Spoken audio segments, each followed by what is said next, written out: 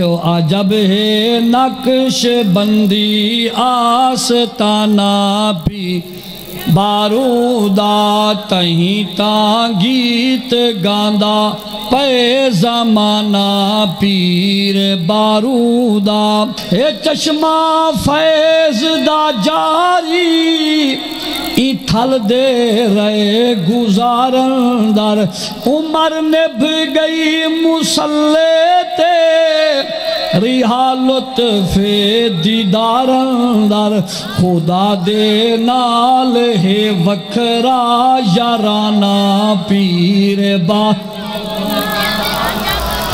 عجب ہے نقش بندی آستانہ بھی بارودا تہیں تاں گیت گاندا پے زمانہ پیر بارودا اے چشمہ فیض دا جاری ای تھل دے رہے گزارن در عمر نبھ گئی مسلح تے ریحا لطف دیدارن در خدا دے نال ہے وکھرا یارانہ پیر عجب ہے نقش بندی آستانہ بھی بارودا تہیں تاں باللہ من شرور انفسنا ومن سیئات اعمالنا من يهده الله فلا مضل له ومن يضلله فلا هادي له ونشهد ان لا اله الا الله وحده لا شريك له ونشهد ان سيدنا وسندنا ومأوانا وملجانا ومولانا محمدا عبده ورسوله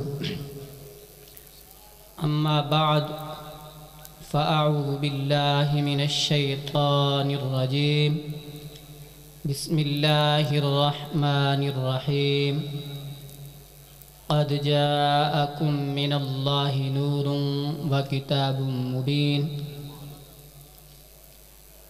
قال النبي صلى الله عليه وسلم أول ما خلق الله نوري أو كما قال عليه الصلاة والسلام آمنت بالله صدق الله العظيم وصدق رسوله النبي الكريم الأمين ونحن على ذلك لمن الشاهدين والشاكرين والحمد لله رب العالمين ان اللہ وملائکتہ یصلون علی النبی یا ایہا الذین آمنوا صلوا علیہ وسلموا تسلیما الصلاة والسلام علیک یا سیدی یا رسول اللہ الصلاة والسلام علیک یا سیدی یا حبیب اللہ وعلی آلک واصحابک یا سیدی یا رحمتا للعالمین وعلی آلک و اصحابک یا سیدی یا شفیع المذنبین۔ اللہ رب العزت کی حمد و ثنا کے بعد حضور اکرم نور مجسم شفیع امم نبی محترم صلی اللہ علیہ وآلہ وآصحابہ وسلم کی بارگاہ اقدس کے اندر ہدیتاً تحفتاً صلاۃ والسلام کا نذرانہ پیش کرنے کے بعد سٹیج کی زینت میرے پیر مرشد اور میرے سیدی و سندی اور میرے پیر مرشد کے صاحبزادے حضرت علامہ مولانا محمد پیر عاشق حسین بہروی دامت برکاتہ العالیہ، تو آپ کی موجودگی میں میرے لیے بولنا تو بہت مشکل بات ہے، تو آپ کی دعاؤں سے میں آپ کے سامنے کچھ عرض کرنے کی کوشش کروں گا۔ دعا فرمائیں اللہ رب العزت مجھے حق اور سچ بیان کرنے کی توفیق عطا فرمائے اور ہم سب کو سمجھنے کی، اس پر عمل کرنے کی توفیق کاملہ اور اجر عطا فرمائے۔ کیونکہ یہ ماہ مقدس حضور علیہ الصلاۃ کی ولادت باسعادت کا مہینہ ہے، حضور علیہ الصلاۃ کی آمد کا مہینہ ہے۔ اس حوالے سے اللہ رب العزت نے جو حضور علیہ الصلاۃ کی شان آمد کا ذکر قرآن میں کیا ہے وہ آپ کے سامنے عرض کرنے کی سعادت حاصل کروں گا۔ میں نے جو قرآن کریم فرقان حمید کی آیت مقدسہ کا ایک حصہ تلاوت کیا ہے اس کا ترجمہ سماعت فرمائیں۔ اللہ رب العزت فرماتا ہے قد جاءکم من اللہ نور و کتاب مبین، تحقیق تمہارے پاس نور آ چکا اور کتاب مبین آ چکی۔ بہت سے مفسرین نے نور سے مراد حضور علیہ الصلاۃ کی ذات مقدس لی ہے۔ آقائد عالم نور مجسم صلی اللہ علیہ وسلم نور ہیں اور نور مطلق ہیں۔ نور مطلق کہ نور ہدایت بھی آپ ہیں، نور ایمان بھی آپ ہیں، نور عرفان بھی آپ ہیں، نور حسی بھی آپ ہیں، نور معنوی بھی آپ ہیں۔ بعض لوگ اس جگہ پہ تقسیم کرتے ہیں اور یہ کہنے کی کوشش کرتے ہیں کہ حضور علیہ الصلاۃ نور تو ہیں لیکن نور معنوی ہیں، نور تو ہیں لیکن نور ایمان ہیں، نور تو ہیں لیکن نور ہدایت ہیں، نور تو ہیں لیکن نور تقوی ہیں۔ نور کو مقید کرتے ہیں جبکہ اس جگہ لفظ نور مطلق ہے اور اصول ہے المطلق یجری علی اطلاقہ، مطلق اپنے اطلاق پر جاری ہوتا ہے۔ تو اس قانون کو مد نظر رکھتے ہوئے یہ میں کہہ سکتا ہوں اگر نور ہدایت ہے تو وہ حضور کی ذات ہے، اگر نور ایمان ہے تو وہ حضور کی ذات ہے، اگر نور عرفان ہے تو وہ حضور کی ذات ہے۔ اس لیے جماعت اہل سنت کا یہ نظریہ ہے کہ نور ایمان بھی حضور ہے، نور تقوی بھی حضور ہے، حضور ہدایت نور ہدایت بھی حضور ہے اور نور حسی بھی حضور ہے، نور معنوی بھی حضور ہے۔ اور لفظ نور کے بہت سے معانی بیان کیے گئے ہیں۔ امام فخر الدین رازی رحمۃ اللہ تعالی علیہ نے تفسیر روح البیان تفسیر فخر الدین تفسیر کبیر کے اندر اللہ نور السماوات والارض اس معنی کے تحت، اس آیت کے تحت نور کے معنی بیان کیے، تقریباً 18 معنی کے قریب بیان کیے۔ ان میں سے ایک معنی علماء نے یہ بیان فرمایا ہے النور جوہر ظاہر لذاتہ و مظہر لغیرہ۔ نور وہ جوہر ہے ظاہر لذاتہ جو اپنی ذات کے اعتبار سے ظاہر ہو، و مظہر لغیرہ اور جو دوسروں کو ظاہر کرنے والا ہو۔ اب یہ جو تعریف علماء نے نور کی ہے یہ تعریف حضور علیہ الصلاۃ کی ذات مقدسہ پہ ہی سچی آتی ہے، یہ تعریف اللہ تعالیٰ کی ذات پہ سچی نہیں آتی۔ اس تعریف کے لحاظ سے اللہ تعالیٰ کو نور نہیں کہہ سکتے کیونکہ انہوں نے النور جوہر فرمایا کہ نور ایسا جوہر ہے، تو اللہ تعالیٰ کی ذات جوہریت سے پاک ہے۔ جوہر جسم ہوتا ہے، اللہ تعالیٰ کی ذات جسم سے پاک ہے، تو اس لیے اس معنی کے اعتبار سے لفظ نور کا اطلاق ذات باری تعالیٰ پر نہیں ہو سکتا۔ لفظ نور اللہ کی ذات کے لیے اس معنی کے اعتبار سے نہیں بول سکتے۔ تو النور جوہر، نور ایک جوہر ہے۔ فرمایا ظاہر لغیرہ، ظاہر لذاتہ، جو ظاہر ہو ذات کے اعتبار سے، اور مظہر لغیرہ، اور دوسروں کو ظاہر کرنے والا ہو۔ یہ تعریف حضور علیہ السلام کی ذات مقدسہ پہ سچی آتی ہے کہ آپ علیہ السلام ظاہر ہیں، اور ایسے ظاہر ہیں کہ آپ علیہ السلام کو ہر شخص حتیٰ کہ کافر بھی آپ کو پہچانتے ہیں۔ اللہ پاک نے قرآن کریم فرقان حمید میں فرمایا الذین یعرفونہ کما یعرفون ابناءہم، فرمایا کہ یہ آپ کو ایسے پہچانتے ہیں جیسا کہ یہ اپنے بیٹوں کو پہچانتے ہیں۔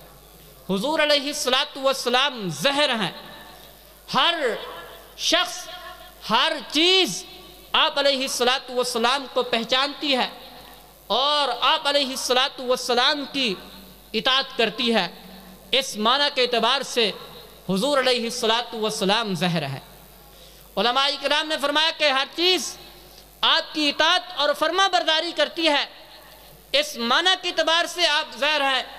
تو آپ احادیث طیبہ اور سیرت طیبہ کا مطالعہ کیجئے کہ وہ چیزیں جن کے اندر ہم زندگی کا احساس بھی نہیں محسوس کر سکتے، وہ بھی حضور علیہ السلام کی اطاعت کرتے ہوئے نظر آتی ہیں۔ امام جلال الدین سیوطی رحمۃ اللہ تعالی علیہ نے اپنی کتاب الخصائص الکبریٰ کے اندر اس روایت کو ذکر فرمایا ہے کہ ایک یہودی حضور علیہ السلام کی بارگاہ اقدس کے اندر حاضر ہوتا ہے، عرض کرتا ہے کہ کھجور کے درخت پہ جو کھجور لگا ہوا ہے اس کی طرف آپ اشارہ کریں، وہ ٹوٹ کر آ جائے اور پھر اوپر چلا جائے تو میں آپ کا کلمہ پڑھ لوں گا۔ تو آقا دو عالم نور مجسم صلی اللہ علیہ وسلم نے اسے اشارہ کیا تو کھجور کا ایک دانہ اپنے خوشے سے ٹوٹا، حضور علیہ السلام کے قدموں میں آیا اور پھر اوپر اٹھا اور اپنے خوشے کے ساتھ جڑ گیا۔ تو یہ کتنی کمال کی بات ہے کہ ایک چیز بھاری چیز ہو، اس بات کو تو عقل مانتی ہے کہ اوپر سے نیچے آئے، لیکن بھاری چیز بغیر کسی حرکت کے نیچے سے اوپر جائے، اس کو عقل ماننے کے لیے تیار نہیں ہوئی، یہ خلاف عقل ہے۔ اور دوسری بات، کھجور کا ایک دانہ جس کے اندر زندگی نہیں ہے، جس کے اندر زندگی کا احساس اور ادراک نہیں ہے، وہ حضور علیہ السلام کے اشارے کو سمجھتا ہے۔ حضور علیہ السلام کا اشارہ ہوتا ہے، وہ فوراً نیچے آ جاتا ہے۔ حضور علیہ السلام کا اشارہ ہوتا ہے تو وہ اپنے خوشے کے ساتھ جڑ جاتا ہے۔ یہ حضور علیہ السلام کا معجزہ ہے۔ نعرہ تکبیر، نعرہ رسالت، نعرہ رسالت، تاجدار ختم نبوت، تاجدار ختم نبوت۔ اس معنی کے اعتبار سے حضور علیہ السلام ظاہر ہیں اور مظہر لغیرہ، آپ علیہ السلام غیر کو ظاہر کرنے والے بھی ہیں۔ جس کی نسبت حضور علیہ السلام کی ذات کے ساتھ جڑتی گئی، حضور علیہ السلام اس سے چمکاتے گئے، اسے ظاہر کرتے گئے۔ حضرت ابو بکر صدیق رضی اللہ تعالی عنہ کی نسبت حضور سے جڑی تو حضور نے چمکا دیا۔ فاروق اعظم کی نسبت حضور کے ساتھ جڑی تو حضور نے چمکا دیا۔ حضرت عثمان غنی کی نسبت حضور سے جڑی تو حضور علیہ السلام نے چمکا دیا۔ حضرت علی المرتضی رضی اللہ تعالی عنہ کی نسبت حضور کے ساتھ جڑی تو حضور علیہ السلام نے انہیں چمکا دیا۔ حضرت بلال رضی اللہ تعالی عنہ کی نسبت حضور کے ساتھ جڑی تو حضور علیہ السلام نے انہیں چمکا دیا۔ اس امت کی نسبت حضور کے ساتھ جڑی تو حضور کے واسطے سے اللہ رب العزت نے اس امت کو تمام امتوں سے بہتر اور افضل بنا دیا۔ یہ حضور کا ہی صدقہ ہے کہ اس امت کی شانیں پہلی کتابوں کے اندر بیان کی گئی ہیں۔ یہ حضور کا ہی تو وسیلہ ہے کہ اس امت کی شانیں حضور علیہ السلام سے پہلے انبیاء جو ہے وہ ان کی شانیں بیان کرتے ہیں کہ حضور علیہ السلام کی نسبت، آپ کی نسبت جب حضور کے ساتھ جڑ گئی تو اللہ پاک نے کنتم خیر امت کا خطاب عطا فرمایا۔ آقا دو عالم نور مجسم صلی اللہ علیہ وسلم مظہر لغیرہ کہ غیروں کو ظاہر کرنے والے ہیں، حتیٰ کہ حضور علیہ السلام کی واسطہ جلیلہ سے اللہ تعالیٰ کی ربوبیت کا اظہار ہوا۔ اور یہ اپنی طرف سے نہیں ہے، خود احادیث طیبہ کے اندر ایسے الفاظ موجود ہیں۔ آقا دو عالم نور مجسم صلی اللہ علیہ وسلم کی احادیث طیبہ اور سیرت طیبہ کے مطالعہ سے ہمیں یہ معلوم ہوتا ہے کہ اللہ پاک کا یہ ارشاد، اے پیارے محبوب جو کچھ میں نے پیدا کیا ہے تیرے لیے پیدا کیا ہے۔ فرمایا جو کچھ میں نے پیدا کیا ہے وہ تیرے لیے پیدا کیا ہے۔ فرمایا زمین پیدا کی تو تمہارے لیے، فرش پیدا کیا تمہارے چلنے کے لیے، عرش پیدا کیا تمہارے سیر کے لیے، اور قلم بنایا تمہیں تھمانے کے لیے، لوح بنایا تمہیں پڑھانے کے لیے۔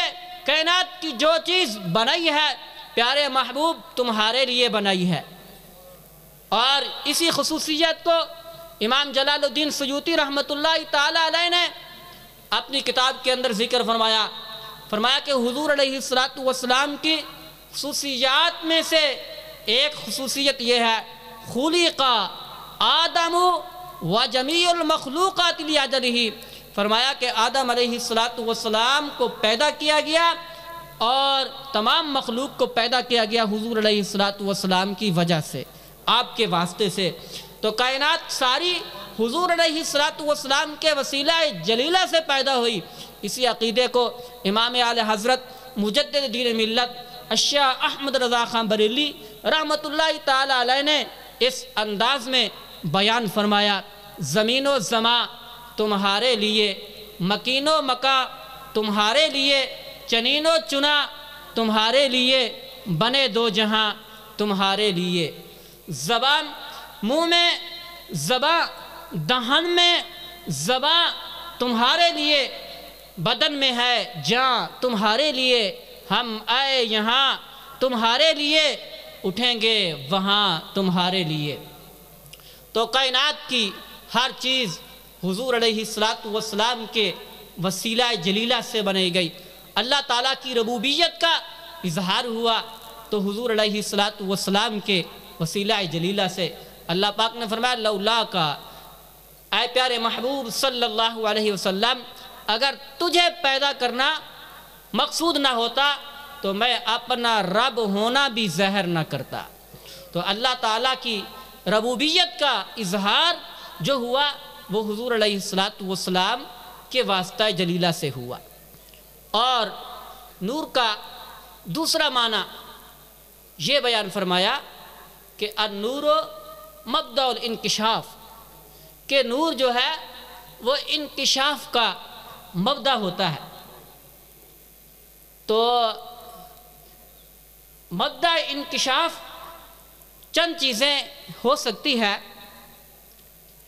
کہ کائنات کے اندر جتنی چیزیں ہیں، بعض ذرا میں مشکل کر رہا ہوں تو انشاءاللہ کوشش کروں گا سمجھانے کی۔ کائنات کے اندر جتنی چیزیں ہیں وہ یا تو معقولات کے قبیلے سے ہیں یا محسوسات کے قبیلے سے ہیں۔ معقولات کہ جن چیزوں کو عقل کے ذریعے سمجھا جائے، محسوسات جن چیزوں کو حس کے ذریعے، یعنی وہ 5 چیزیں ہیں کہ جس کو حواس خمسہ کہا جاتا ہے، کسی چیز کو دیکھ کر اسے پہچانا جائے، کسی چیز کو سونگھ کر پہچانا جائے، کسی چیز کو سن کر پہچانا جائے، کسی چیز کو ٹٹول کر پہچانا جائے، کسی چیز کو چکھ کر پہچانا جائے۔ یہ 5 اسباب ہیں، یعنی کہ ہم اگر ہمارے جسم کے اندر 5 قوتیں ہیں، قوت باصرہ جس کو آنکھ کہا جاتا ہے، ہم کسی چیز کو دیکھ کر پہچان سکتے ہیں، اور دوسری قوت لمس، چھو کر کسی چیز کا موٹا یا نرم یا سخت ہونا ہم اسے چھو کر پہچان سکتے ہیں۔ قوت ذائقہ، کسی چیز کا گرم یا ٹھنڈا ہونا، کڑوا یا میٹھا ہونا ہم اس کو چکھ کر پہچان سکتے ہیں۔ اور باتوں کا سننا، باتوں پہچاننا، اس کو ہم کان سے سن کر پہچان سکتے ہیں۔ تو ان 5 چیزوں کے علاوہ کوئی چھٹی چیز نہیں ہے کہ انسان محسوسات میں سے کسی چیز کو چھٹی چیز کے ذریعے پہچانے۔ یہی 5 چیزیں ہیں، ان کے ذریعے انسان چیزوں کو پہچانتا ہے۔ اور دوسری چیز معقولات، جس کو عقل کے ذریعے پہچانا جائے۔ تو کائنات کے اندر 2 چیزیں ہیں، تو فرمایا النور و مبدأ الانکشاف، کہ نور جو ہوتا ہے وہ انکشاف کا مبدأ ہوتا ہے۔ حضور علیہ السلام کی ذات مقدسہ انکشاف کا مبدأ ہے۔ خواہ محسوسات ہیں وہ بھی حضور علیہ السلام کی ذات ان کا مبدأ ہے، یا معقولات ہیں ان کا مبدأ بھی حضور کی ذات ہے۔ حضور علیہ السلام کی ذات سے یہ چیزیں پہچانی جا سکتی ہیں۔ جب حضور علیہ السلام محسوسات کا بھی مبدأ ہے اور معقولات کا بھی مبدأ ہے، تو پھر یہ کیسے کہنا درست ہوگا کہ فلاں چیز کو تو حضور علیہ السلام کا علم ہے، فلاں چیز کو علم نہیں ہے، کیونکہ حضور تو ان چیزوں کا مبدأ ہے۔ تو آپ علیہ السلام کو ہر چیز کا علم اللہ پاک نے عطا فرما دیا۔ تو قد جاءکم من اللہ نور، تحقیق تمہارے پاس نور آیا۔ تو لفظ نور کے پہ علماء کرام نے بہت سی بحث کی ہے۔ عقائد عالم نور مجسم صلی اللہ علیہ وآلہ وآصحابہ وسلم نے لفظ نور کی تفسیر احادیث طیبہ کے اندر ذکر فرمائی ہے۔ سیرت کی کتابوں کے اندر جب حضور علیہ السلام کی سیرت طیبہ کا ذکر کیا جاتا ہے تو سب سے پہلے آپ علیہ السلام کی تخلیق کو بیان کیا جاتا ہے، اور دوسرے نمبر پر آپ علیہ السلام کی ولادت باسعادت کا ذکر کیا جاتا ہے، اور تیسرے نمبر پر آپ علیہ السلام کی بعثت کا ذکر کیا جاتا ہے۔ تو سیرت کی کتابوں کے اندر 3 چیزوں کا بیان کیا جاتا ہے، سب سے پہلے تخلیق کا، اور دوسرے نمبر پر ولادت کا، اور تیسرے نمبر پر بعثت کا۔ تو تخلیق کے اعتبار سے حضور علیہ السلام ہر چیز سے پہلے ہیں۔ عقائد عالم نور مجسم صلی اللہ علیہ وسلم نے فرمایا اول ما خلق اللہ نوری، کہ سب سے پہلے اللہ پاک نے جس چیز کو پیدا فرمایا وہ میرا نور تھا۔ حضرت جابر رضی اللہ تعالی عنہ حضور علیہ السلام کی بارگاہ اقدس کے اندر حاضر ہوتے ہیں، عرض کرتے ہیں یا رسول اللہ صلی اللہ علیہ وسلم، سب سے پہلے اللہ رب العزت نے کس چیز کو پیدا فرمایا؟ تمہارے ہمارے آقا پیارے محبوب صلی اللہ علیہ وسلم فرماتے ہیں یا جابر ان اللہ تعالی خلق الاشیاء نور نبی کا من نورہ، اے جابر تمام چیزوں سے پہلے اللہ پاک نے تیرے نبی کے نور کو اپنے نور سے پیدا فرمایا۔ اس حدیث طیبہ پہ غور کیجئے، صحابہ اکرام رضی اللہ تعالی عنہم اجمعین جو حضور علیہ السلام کی ذات مقدسہ کے متعلق عقیدہ رکھتے تھے اس کو بھی آپ سمجھنے کی کوشش کریں۔ آج تو یہ بحث چل پڑتی ہے کہ حضور علیہ السلام کو فلاں چیز کا علم تھا، فلاں چیز کا علم نہیں تھا۔ تو صحابہ کا کیا عقیدہ ہے؟ صحابی رسول حضور علیہ السلام سے پوچھ رہے ہیں اے پیارے محبوب صلی اللہ علیہ وسلم، پہلے اللہ رب العزت نے کس چیز کو پیدا فرمایا؟ تو اس سے یہ ہمیں عقیدہ دینا چاہتے ہیں کہ ہمارے پیارے محبوب صلی اللہ علیہ وسلم کو اللہ پاک نے ہر چیز کا علم عطا فرمایا، حتیٰ کہ آپ علیہ الصلاۃ والسلام کو یہ بھی علم ہے کہ سب سے پہلے اللہ پاک نے کس چیز کو پیدا فرمایا۔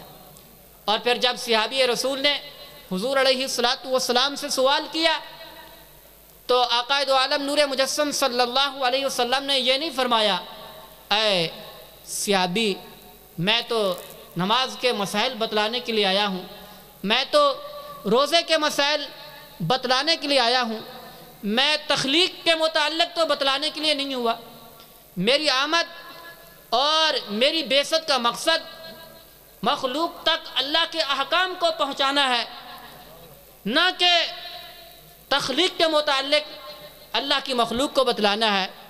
آقا دو عالم نور مجسم صلی اللہ علیہ وسلم نے ایسی کوئی بات نہیں فرمائی، آپ نے فوراً ہی جواب عطا فرمایا یا جابر ان اللہ تعالی خلق الاشیاء نورا نبیشی کا من نورہی، اے جابر اگر تو نے اس چیز کے متعلق سوال کر لیا کہ سب سے پہلے اللہ پاک نے کس چیز کو پیدا فرمایا، تو سن، سب سے پہلے اللہ پاک نے تیرے نبی کے نور کو اپنے نور سے پیدا فرمایا۔ اور آقا دو عالم نور مجسم صلی اللہ علیہ وسلم نے فرمایا کہ پھر وہ نور جس جگہ اللہ پاک نے چاہا اس جگہ سیر کرتا رہا۔ اور علماء کرام نے اس کی بہت سی وضاحت کی ہے، فرماتے ہیں 12,000 سال مقام محبت میں رہا، پھر مقام قرب میں رہا، کافی وضاحت فرمائی۔ اور اس کے بعد حضور علیہ السلام نے اسی جگہ پہ فرمایا لم یکن فی ذالک الوقت لوح ولا قلم جنت ولا نار سماء ولا ارض شمس ولا قمر۔ فرمایا جابر سن، اس وقت نہ لوح تھا، نہ قلم تھا، نہ جنت تھا، نہ جہنم تھی، نہ آسمان تھا، نہ زمین تھی، نہ سورج تھا، نہ چاند تھا۔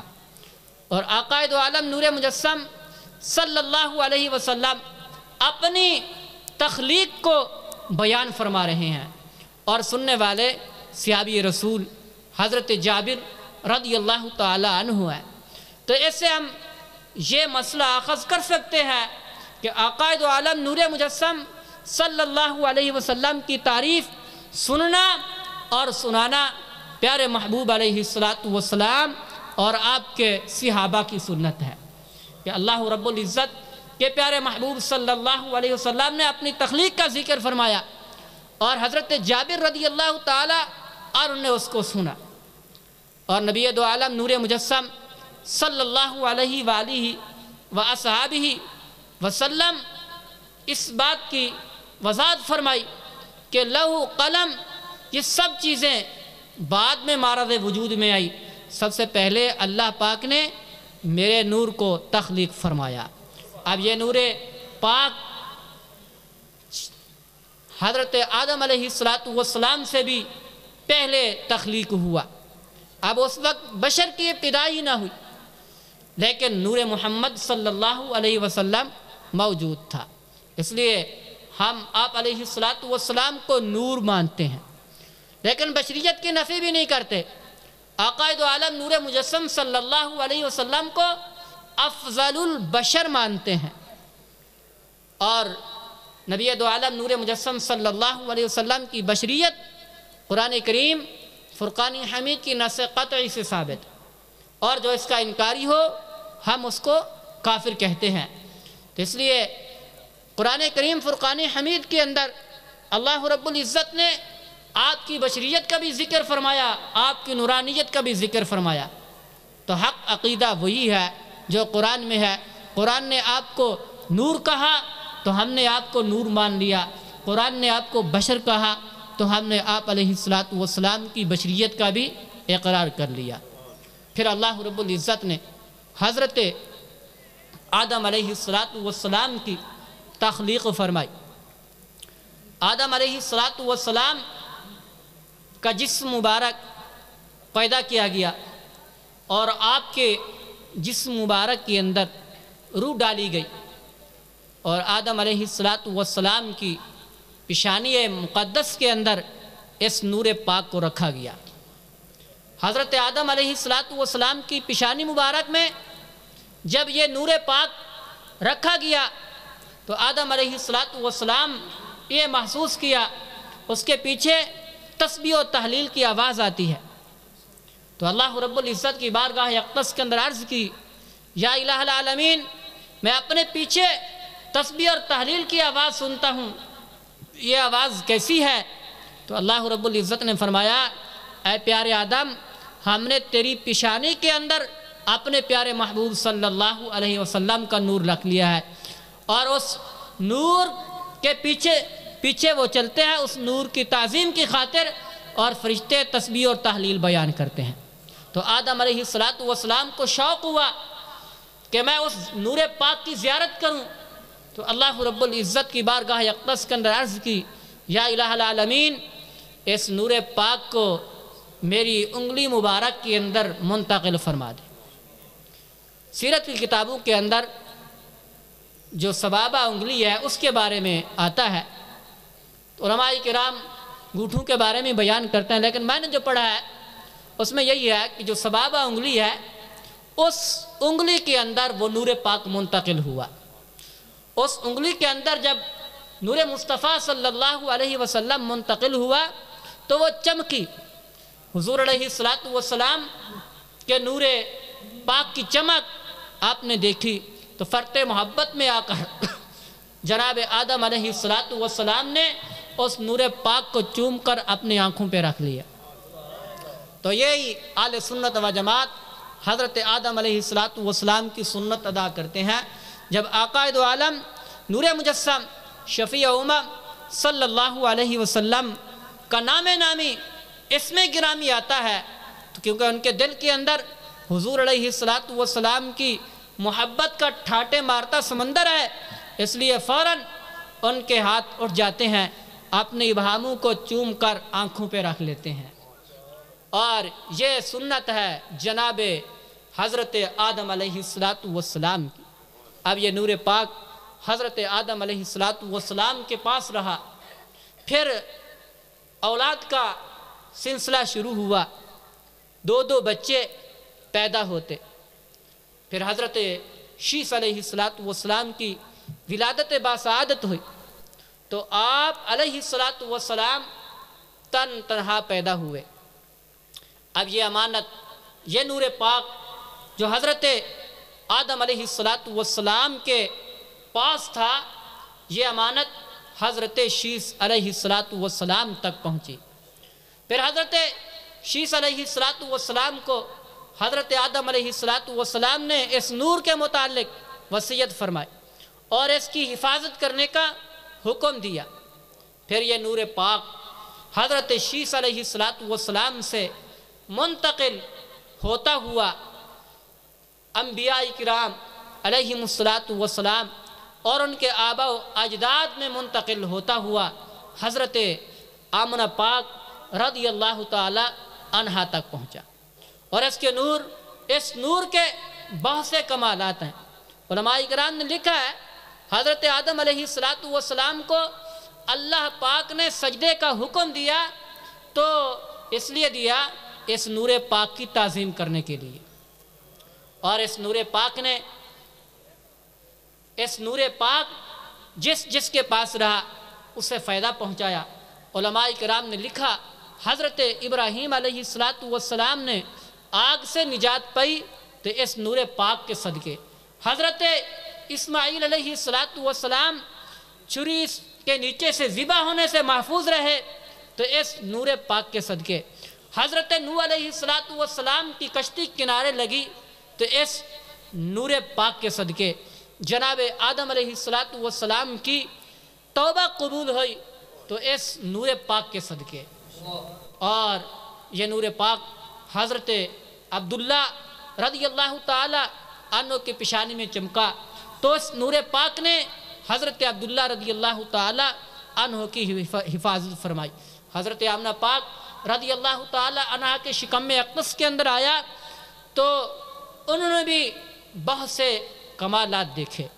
آقا دو عالم نور مجسم صلی اللہ علیہ وآلہ وآلہ وسلم اپنی تخلیق کو بیان کرتے ہوئے فرمایا، ایک موقع پہ ایک صحابی نے عرض کی، یا رسول اللہ صلی اللہ علیہ وسلم آپ کے لیے نبوت کب سے ثابت ہے؟ نبی کریم صلی اللہ علیہ وسلم نے فرمایا کہ ابھی آدم علیہ السلام روح اور جسم کے درمیان تھے۔ ایک روایت میں آتا ہے مٹی اور پانی کے درمیان تھے، یعنی ابھی آدم علیہ السلام کا جسم مبارک تخلیق نہیں ہوا تھا، مارد وجود میں نہیں آیا تھا، اس وقت بھی میرے آقا، میرے مولا، میرے پیارے محبوب صلی اللہ علیہ وسلم نے نبوت کا تاج چھکایا ہوا تھا۔ نعرہ تکبیر، نعرہ رسالت، نعرہ رسالت، نعرہ خلافت، نعرہ حیدری، آستانہ عالیہ پیر سواگ شریف، آستانہ عالیہ پیر بارو شریف، علماء اہل سنت، تاجدار ختم نبوت۔ تو اس وقت بھی ہمارے پیارے محبوب صلی اللہ علیہ وسلم نے نبوت کا تاج چھکایا ہوا تھا، اور آپ علیہ السلام نے فرمایا دعا ابراہیم، ایک روایت میں یہ الفاظ آتے ہیں، دوسری روایت میں دعا ابی ابراہیم، فرمایا کہ میں جناب ابراہیم علیہ السلام کی دعا ہوں۔ دوسری روایت کے مطابق فرمایا میں اپنے باپ حضرت ابراہیم علیہ السلام کی دعا ہے۔ یہ کون سی دعا ہے؟ جب حضرت ابراہیم علیہ السلام بیت اللہ کی تعمیر مکمل کر چکے تو اللہ رب العزت کی بارگاہ اقدس کے اندر عرض کی، ربنا وابعث فیہم رسولا، اے میرے مولا اب تو ان کے اندر اپنے عظمت والے رسول کو بھیج دے۔ میرے پیارے محبوب صلی اللہ علیہ وسلم فرماتے ہیں دعا ابراہیم، میں حضرت ابراہیم علیہ السلام کی دعا ہوں، یعنی اس کا نتیجہ ہوں۔ ان نے جو دعا مانگی اللہ رب العزت نے اس دعا کو شرف قبولیت عطا فرمایا۔ فرمایا وَبِشَارَةُ عیسیٰ، اور میں حضرت عیسیٰ علیہ السلام کی بشارت ہوں۔ وہ کون سی بشارت؟ حضرت عیسیٰ علیہ السلام نے تمام بنی اسرائیل کو جمع کر کے خطاب فرمایا، اس میں اپنی رسالت کا ذکر کیا، اس میں تورات کا ذکر کیا، اس میں ہمارے پیارے محبوب صلی اللہ علیہ وسلم کا ذکر کیا۔ فرمایا وَمُبَشِّرًا بِرَسُولِ مِن بَعْدِ اسمہ احمد، کہ میں ایک عظمت والے رسول کی تمہیں خوشخبری سناتا ہوں جو میرے بعد آئے گا، اس کا نام احمد ہوگا۔ آپ فرماتے ہیں میں اپنی امی جان کا وہ خواب ہوں جو انہوں نے دیکھا، جب انہوں نے مجھے جنم دیا تو ان سے ایک نور کا ظہور ہوا جس کی وجہ سے شام کے محلات روشن ہو گئے۔ ایک روایت میں آتا ہے وہ جو نور کا ظہور ہوا اور اس کی اتنی روشنی ہوئی، حضرت آمنہ پاک رضی اللہ تعالی عنہا نے مکہ میں رہ کر شام کے محلات کو دیکھ لیا۔ ایک روایت میں آتا ہے مکہ میں رہ کر شام میں چلنے والی اونٹوں کی قطاروں کو دیکھ لیا، جس کی امی پاک کی یہ شان ہے کہ اس نور کی وجہ سے مکہ میں رہ کر ملک شام کے محلات کو دیکھ لے، ملک شام میں چلنے والے اونٹوں کو دیکھ لے، اس کے بیٹے اس کے صاحبزادے کی کیا شان ہوگی۔ تو دعا ہے جو کچھ میں نے حضور علیہ السلام کی بارگاہ میں نذرانہ عقیدت پیش کیا، اللہ رب العزت اس کو شرف قبولیت عطا فرمائے۔ مجھ سے جو غلطی اور کوتاہی ہوئی اللہ پاک سے معافی چاہتا ہوں۔ وآخر دعوانا ان الحمد للہ رب العالمین۔